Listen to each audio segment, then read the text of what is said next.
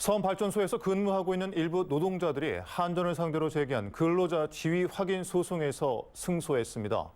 한전은 이들 노동자들을 직접 고용해야 한다는 것이 법원의 판단인데요. 그런데 한전이 자회사 고용 승계를 이유로 이들 하청 노동자들에게 소송 취하를 강요했다는 주장이 제기돼 논란이 일고 있습니다. 서희령 기자입니다. 전남의 한 섬마을. 전기 공급을 위해 지난 1983년에 발전소가 지어졌습니다.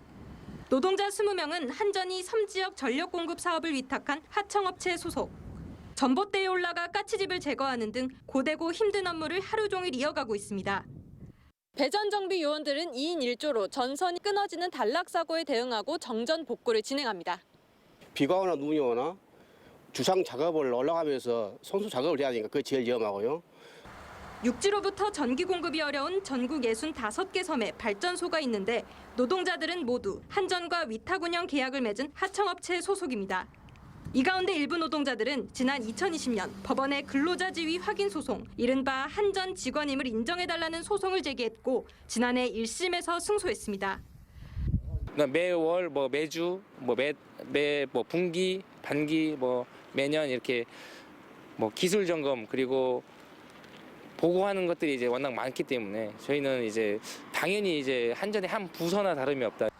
감사원 감사와 국정감사에서도 한전은 선발전소 운영 수의계약과 불법 파견 문제에 대한 개선 요구를 받았습니다.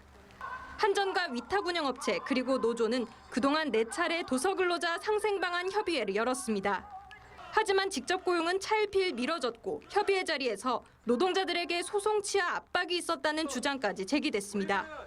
소송 취하를 하면은 자회사 전환을 해주겠다. 단 소송 취하를 하지 않으면은 너희를 계속 고용할 수가 없다라고 일방적인 그리고 아주 통보에 가까운 그런 협의회를. 이런 가운데 한전은 올해 초 선발전소 위탁 운영업체에 2월 말 계약 종료를 통보했습니다. 선발전소 업무와 위탁업체 일부 인력을 한전 자회사로 이관하기 위한 사전 단계라고 할 수 있습니다. 소송 취하 압박이 있었는지 그리고 직접 고용하라는 1심 판결에 대한 한전 입장은 무엇인지 물었습니다. 한전은 서면 답변을 통해 노동자 고용 불안 해소와 공익적 역할을 고려한 합리적인 도서전력 설비 위탁 운영 업무 방안을 정부와 협의해 조속히 마련할 계획이라는 원론적인 답변만 내놨습니다. 선발전소 일부 노동자들은 1심에서 승소를 하고도 한전 자회사로 옮길 수도 없고 결국 일자리를 잃을지도 모르는 상황에 처해 있습니다. MBC 뉴스 서희령입니다.